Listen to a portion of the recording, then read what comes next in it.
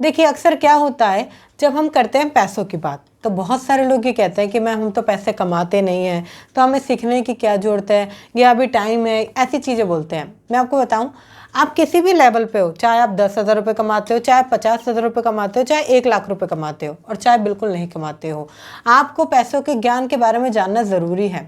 क्योंकि अगर आप पैसे की मैनेजमेंट को नहीं समझेंगे ना, तो पैसा आपके हाथ से खराब हो जाएगा। अगर मैं सबसे पहले पॉइंट की बात करूं तो वो आता है, आपको अपना जो भी एक्सपेंस है उसको लेस करना है। मतलब कि अपने जितने भी खर्चे हैं उसको कम करने हैं।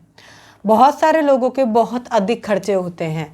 अब कुछ लोग कहेंगे मैम हम खर्चे तो करते ही नहीं हैं। नहीं, देखिए खर्चों का मतलब ये नहीं है कि जो आप एक्स्ट्रा खर्च कर रहे हो। खर्चों का मतलब वो है जो डेली यूज़ में अनचाही तरीके से खर्च हो जाता है।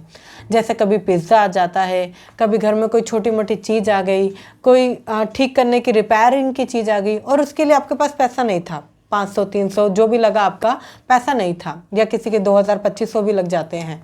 ये फालतू एक्सपेंस में आता है। कभी कभी हम बाहर गए, चलो थोड़ा सा बाहर खा आते हैं, और देखा नहीं कि हमारा एक्स्ट्रा पैसा खर्च हो रहा है, मंथ के एंड में हमें सैलरी बचेगी नहीं। बहुत सारे लोगों को ये प्रॉब्लम आती है कि मंथ एंड होते होते सैलरी ख़त्म हो जाती है। बहुत सारे लोगों को ये दिक्कत आती है कि मैम सैलरी आई तो, मगर वो कब चली गई कि पता नहीं चला। इसलिए आपको अपने खर्चे कम करने हैं।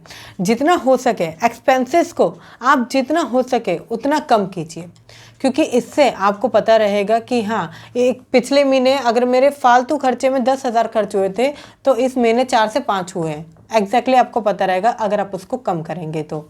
सेकंड पॉइंट आता है आपका, अवॉइड योर क्रेडिट कार्ड। देखिए क्रेडिट कार्ड बहुत अच्छी चीज़ है, बुरी चीज़ नहीं है। अगर आप सही से इस्तेमाल करते हो तो बहुत सारे ऑफर्स भी आपको उसमें देखने को मिलते हैं। अगर आप वेबसाइट के थ्रू करते हैं बहुत सारी चीज़ें, और उसमें खुद के भी ऑफर्स होते हैं क्रेडिट कार्ड के, टाइम लिमिट्स बहुत बढ़िया, बहुत सारी चीज़ें होती है। मगर एक दिक्कत होती है, अगर आपको सही से इस्तेमाल नहीं आए तो वो आपके ऊपर एक कर्ज बन जाता है। बहुत सारे लोग क्या करते हैं, वो सारी तो पहले उसकी एक्सपेंडिंग लिमिट्स जितनी भी है उसे ख़त्म कर देते हैं। कभी भी ऐसा नहीं करना चाहिए, हमेशा हाफ लिमिट तक ही खर्च करना चाहिए।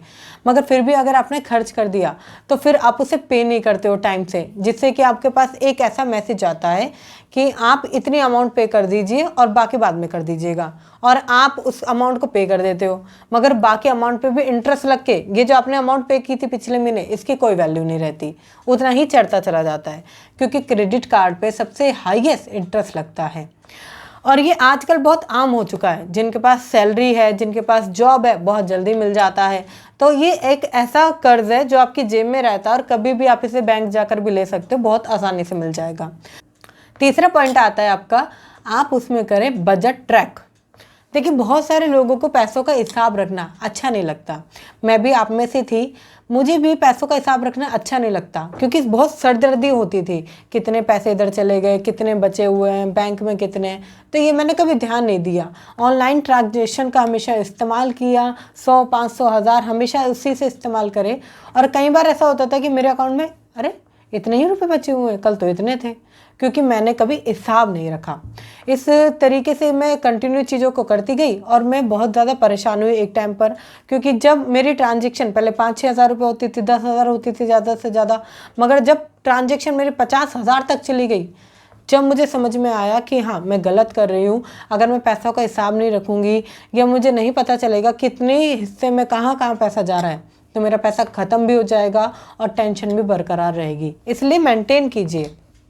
अगर आप अपना देखिए, एक तरफ आप लिखिए कितना आप दे रहे हो, किस किस को आप दे रहे हो, कितने आपके घर में गए, रेंट में गए, सब लिखिए। एक तरफ लिखिए पॉजिटिव, कितना बचा हुआ है, कितना इन्वेस्टमेंट में जा रहा है, कितना आपको मंथली है, ये सारी चीज़ें आपको क्लियर होनी चाहिए। क्योंकि जब तक ये क्लियर नहीं होगा ना, आपके पैसों का हिसाब क्लियर नहीं होगा और आप हमेशा कंफ्यूज रहोगे।